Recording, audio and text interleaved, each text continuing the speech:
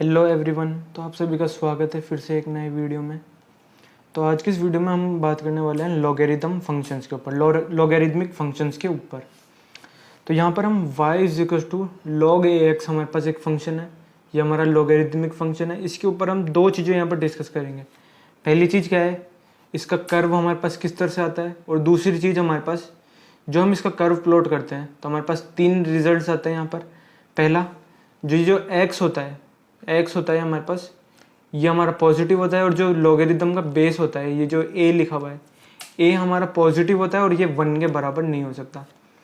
तो इस वीडियो में हम डिटेल में यही दो चीज़ें डिस्कस करेंगे। पहले हम इसका कर्व प्लॉट देखेंगे, और फिर ये जो तीन रिजल्ट्स आते हैं हमारे पास, x पॉजिटिव, a पॉजिटिव, और जो a है वो हमारा 1 के बराबर नहीं हो सकता। ठीक है, तो इन दो टॉपिक्स को समझने से पहले मैं ऑलरेडी एक वीडियो बना चुका हूँ जिसमें मैंने बात करी थी y is equal to a की पावर x के ऊपर, जहाँ पर मैंने आपको मल्टीपल केसेस बताए थे। मैंने टोटल 5 केसेस वहाँ पर डिस्कस करे थे, जैसे कि a0, a is equal to 0, a हमारा नेगेटिव और a हमारा 1। 3 केसेस ये थे, a0, a1 और a नेगेटिव, और चौथा और पांचवा केस था a 1 से बड़ा और a हमारा 0 और 1 के बीच में।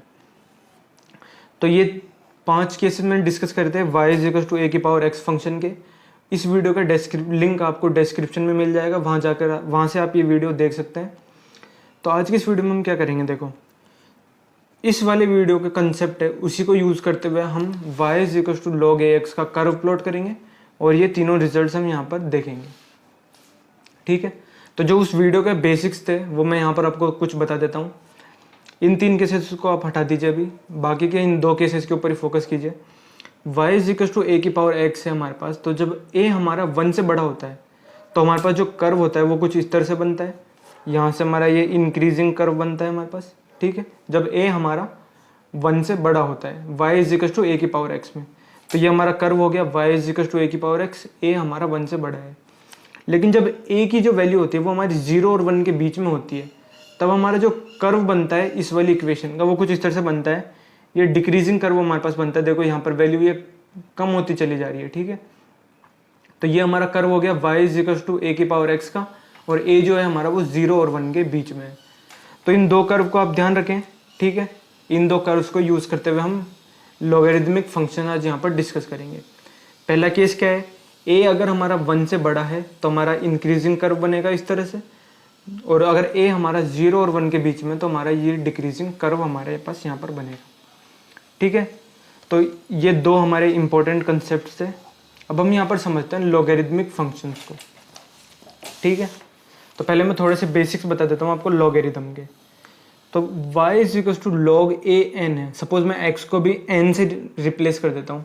मैंने वहाँ पर लिखी थी equation y is equal to log a x लिखा था। मैंने x को क्या कर रहा हूँ, यहाँ पर n से रिप्रेजेंट कर रहा हूँ। इस इक्वेशन की भी मैं बात नहीं कर रहा, मैं जनरल एक टर्म ले रहा हूँ लॉग ए एन। तो लॉग ए एन का मीनिंग हमारे पास क्या होता है। ठीक है, तो देखो लॉग ए एन, या इसको इस तरह से प्रोनाउंसिएशन अगर इसका आपको करना है तो कहेंगे हम log of n to the base a. ठीक है, log of n to the base a, या फिर आप लॉग ए एन भी कह सकते हैं जनरल के अंदर। ठीक है, आपको ध्यान रखना है बेस में कौन सा नंबर आ रहा है और ऊपर कौन सा नंबर आ रहा है। तो इसका मीनिंग क्या है, ये जो वैल्यू होती है हमारे पास ये एक नंबर को रिप्रेजेंट करती है, और उस नंबर के मीनिंग हमारे पास क्या होता है, it represents a number by which the base power is raised so that we get number n. ठीक है, इसका मतलब क्या है, देखो सपोज हमारे पास लॉग ए और एन हमारे पास लिखा हुआ है। ठीक है, तो इसके अंदर हमारे पास करना क्या होता है, हमारे पास ये जो बेस में नंबर लिखा होता है ना, इसको हम कहते हैं बेस नंबर। तो इसका मतलब क्या है, ए बेस के अंदर हम इसे क्या पावर लगाएं, सपोज इसकी वैल्यू को मैं के मान लेता हूं, तो इसका मतलब क्या है, ये उस नंबर को रिप्रेजेंट कर रहा है जिसको अगर हम बेस की पावर में लगा दें तो हमें ये एन मिल जाए। मतलब क्या है, ए की पावर के इज इक्वल टू एन हमारे पास आ जाता है। ठीक है, देखो यहाँ पर भी मैंने वही चीज़ लिख रखी है। सपोज अगर लॉग ए एन की वैल्यू के बराबर है, ठीक है, तो ये एक के जो है ये एक ऐसा नंबर है जिसे आप इस ए, ये जो बेस में नंबर लिखा हुआ है, इसकी पावर में अगर आप लगा दोगे तो हमें ये एन मिल जाएगा। ठीक है, दूसरे वर्ड्स में आप ऐसे कह सकते हैं a की पावर में अगर हम k लगा दें तो हमें n मिल जाएगा, तो a की power k is equal to n। अब ये देखो k is equal to log a n और a की power k is equal to n, ये दोनों हमारे पास सेम चीज को यहाँ पर रिप्रेजेंट कर रही है। a की पावर में k लगाया तो n मिला, या फिर k जो है वो किसके बराबर हो गया, लॉग ए एन के बराबर हो गया। ठीक है, अब देखो ये हमारे पास एक्सपोनेंशियल फंक्शन के फॉर्म में आ गया और ये हमारे पास लॉगरिदमिक फंक्शन के फॉर्म में आ गया। तो जो लॉगरिदमिक फंक्शन होता है वो हमारे पास क्या होता है, logarithm function is inverse of exponential function. a की पावर x की जगह अगर मैं एक्सपोनेंशियल फंक्शन लिखूँ अगर, तो ज़्यादा बेटर रहेगा। ठीक है, या फिर मैं यहाँ पर भी लिख सकता हूँ log ax। log ax is inverse function of ax, या फिर logarithmic function is inverse of exponential function. ठीक है, तो देखो अगर हम गिवन है y is equal to a की पावर x, तो इसका जो इनवर्स फंक्शन होता है वो क्या होता है, y is equal to log ax होता है। ठीक है, इनवर्स फंक्शन का अगर मैं बेसिक आपको बताऊं तो इनवर्स फंक्शन क्या होता है, इनवर्स फंक्शन जो होता है हमारे पास वो क्या होता है, मिरर इमेज होता है, mirror image about y is equal to x। ठीक है, कोई भी इनवर्स फंक्शन होता है वो क्या होता है, हमारे पास मिरर इमेज होता है y is equal to x के अबाउट। इस चीज़ को देखो कैसे समझोगे, हम दो केस लेते हैं। सपोज मैं y is equal to a x function ले रहा हूँ और a जो है मैं 1 से बड़ा ले रहा हूँ। तो देखो मैंने प्रीवियसली डिस्कस कर चुका हूँ, इसका कर्व हमारे पास कुछ इस तरह से बनेगा। ठीक है, तो ये जो कर्व है हमारे पास ये क्या हो गया, y is equal to a की पावर x का कर्व हो गया। a हमारे पास 1 से बड़ा है तो ये कर्व हमारे पास कुछ इस तरह से इंक्रीजिंग बन रहा है। ठीक है, अब मैं दूसरा कर्व ले रहा हूँ y is equal to log a x. ये जो y is equal to log a x है ये क्या है, इसका इनवर्स है। ठीक है, inverse y is equal to a की पावर x का इनवर्स फंक्शन होता है y is equal to log a x.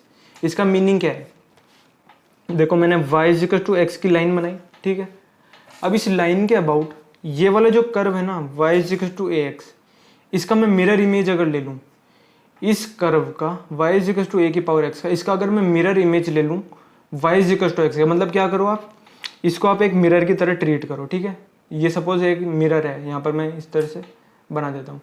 अब ये जो मिरर है मैं थोड़ा इसको इस तरह से भी एक्सप्लेन कर देता हूँ आपको। देखो सपोज ये हमारे पास मिरर हो गया, ऑल दो सिमेट्री आपको दिख नहीं रही होगी इसमें। तो देखो ये y is equal to a की पावर x का कर्व हमारे पास कुछ इस तरह से जा रहा है, ये हमारा मिरर हो गया y is equal to x. तो इसका आप अगर मिरर इमेज लोगे तो वो हमारे पास क्या हो जाएगा, y is equal to log a x हो जाएगा। तो देखो ये हमारे पास ये वाला जो कर्व हमारे पास बना ये क्या है, इस वाले कर्व की मिरर इमेज है। तो ये हमारे पास कुछ इस तरह से बनेगा, यहाँ से इस तरह से जाता हुआ, और इसकी इक्वेशन होगी y is equal to log a x, और कंडीशन क्या होगी हमारे पास, a हमारे पास 1 से बड़ा है। तो देखो मैंने यहाँ पर डायग्राम एक और बना रखा है, जब y is equal to log a x का अगर आपको कर्व बनाना है और a हमारा 1 से बड़ा है तो जो कर्व हमारे पास बनेगा वो कुछ इस तरह से बनेगा। ये हमारी y एक्सिस x एक्सिस, तो यहाँ से हमारा ये इंक्रीजिंग कर्व हमारे पास इस तरह से बनेगा। एक और डायग्राम अगर मैं बनाऊँ तो वो कुछ इस तरह से समझ सकते हैं आप, हमारे जो कर्व है वो कुछ इस तरह से इंक्रीजिंग कर्व हमारे पास यहाँ पर बनेगा। ये किसका कर्व बना हमारे पास, y is equal to log a x का, और a हमारा 1 से बड़ा है। ठीक है, अब नेक्स्ट केस हम यहाँ पर डिस्कस करते हैं जब a हमारा 0 और 1 के बीच में है। ठीक है, तो देखो मैंने यहाँ पर लिया है a जो है वो 0 और 1 के बीच में यहाँ पर वैल्यू ले ली। ठीक है, तो अब मैं दो कर्व प्लॉट करूँगा, y is equal to a x और y is equal to log a x. अब इनको कैसे प्लॉट करेंगे, देखो तो y is equal to a x और a हमारा 0 से 1 गया, तो ये हमारे पास एक डिक्रीजिंग कर्व बनता है। देखो ये मैंने कर्व बना दिया। ठीक है, तो इस कर्व को मैंने प्लॉट कर दिया, ये हो गया y is equal to a x का कर्व और a हमारा 0 से 1 के बीच में। तो इस तरह से ये कर्व हमारे पास आ गया। फिर मैंने क्या करा, y is equal to x को मैंने प्लॉट करा, ये जो लाइन बनाई मैंने y is equal to x, और इस लाइन के अबाउट ये जो कर्व मेरा बना है ना ये वाला, इसकी अगर मैं मिरर इमेज ले लूँ तो वो क्या हो जाएगा हमारे पास, y is equal to log a x का हमारे पास कर्व हो जाएगा। तो देखो वापस से मैं आपको इस तरह से एक्सप्लेन कर देता हूँ। सपोज ये हमारी y is equal to x है और ये हमारा कर्व है, तो इसका जब आप मिरर इमेज लोगे तो देखो यहाँ से ये वैल्यू कुछ इस तरह से आ रही है, तो इसकी मिरर इमेज होगी वो कुछ इस तरह से आएगी, यहाँ तक यहाँ पर आएगी। तो इस पार्ट की जो है मिरर इमेज वो क्या होगी हमारी, ये वाली हो गई, और ये वाला जो पार्ट है यहाँ से यहाँ तक का, इसकी मिरर इमेज हमारी ये वाली होगी।